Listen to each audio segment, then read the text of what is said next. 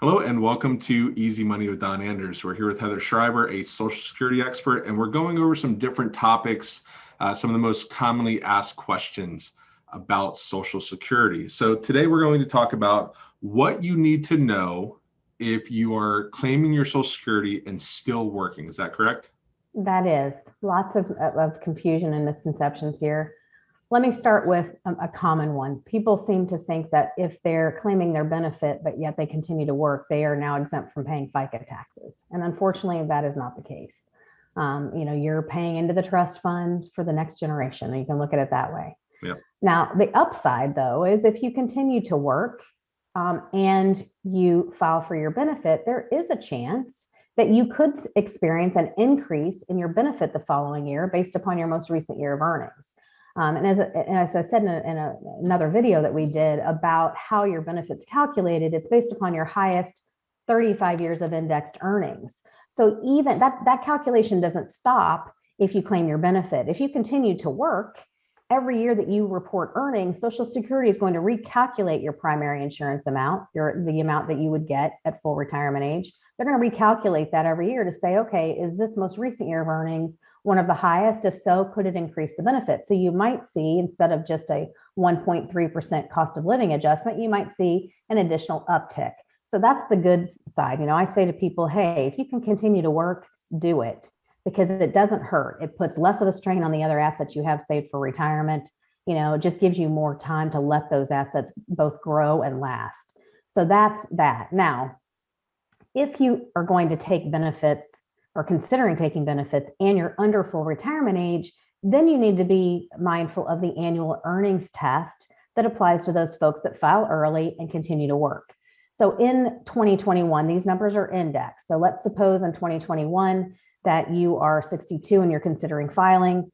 If you make more than $18,960 this year, then income above that threshold will cause a dollar for $2 reduction. In other words, 50% of that excess is going to be withheld from your benefit. And this comes as a surprise to a lot of folks. So you want to make sure that you understand that for a whole host of reasons. One, you're already taking a reduced benefit. Two, if you're relying on it as far as income to supplement your earnings, then the problem with that could become, if you have benefits withheld because of excess earnings, they're withheld on the front end. They're not just prorated over the monthly amount. They're withheld at the front end. So you might go a few months without having a benefit because Social Security is saying, hey, you made too much money, we're going to withhold it on the front end. The other thing that people ask is, when you say earnings, what exactly does that mean?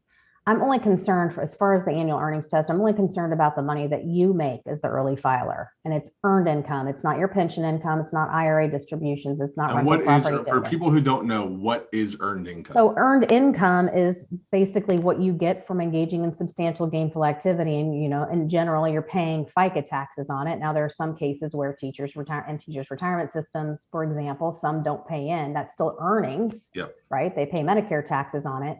But it's a gain, so gainful activity that you're being paid for a service, or you're self-employed and you're getting compensated. The way I describe it to people is, if you owe FICA taxes on it, it's earned income. For most people, there are those exceptions, sometimes people say, well, I'm self-employed, so I don't get a W-2. So that you owe FICA, you actually owe both sides of the FICA tax. Right. If there's so, and here's the quirk too, and there's some folks that are subchapter S corporations. So there's two types of income there, right? There's W-2 income, which generally tends to be lower for business owners, and the rest of it is pass-through income. So which income counts in that situation? It's only the W-2 income that's subject to FICA.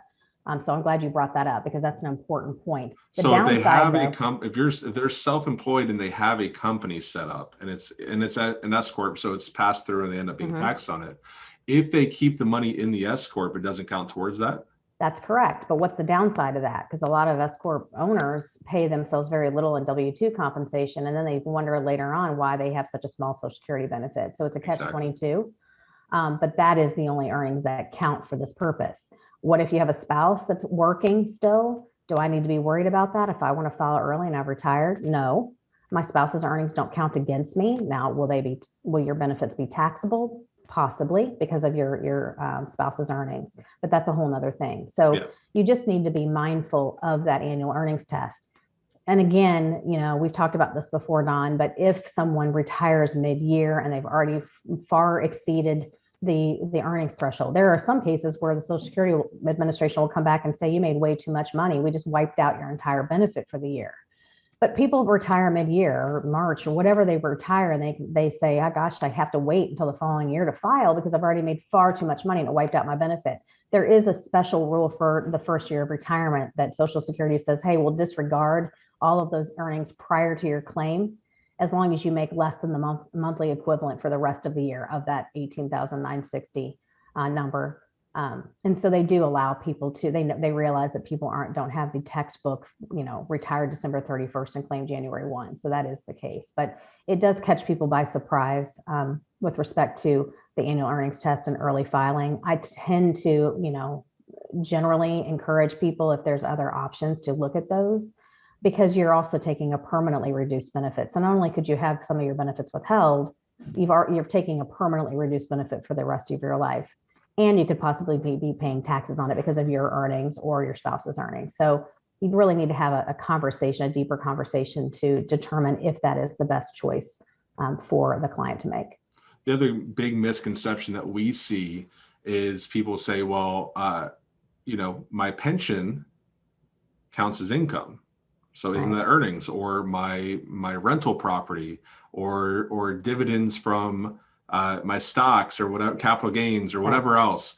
Do any of those count towards the amount you're allowed to make if you file early? In very limited cases, rental income could be, and that's if you're fully engaged and that is your primary business. But for the most part, no, not even rental income. So it is not those are, to me, passive forms of income, right? They're not FICA taxable income. So that doesn't ding you from the earnings test. So only when you get a paycheck from somebody, or earn it, or go out.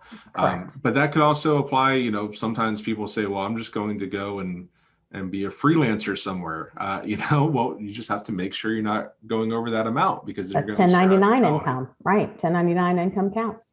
Yep. And the other thing is, your Social Security does not count towards that as well. Correct. No, you don't get dinged for that. Yes, correct. Yeah. Perfect. Anything else we need to know about filing early? No, I think that you just need to make sure you know that before you go in, especially if you plan to work and file. Yep. Thank you so much. We appreciate it. See you in the next video.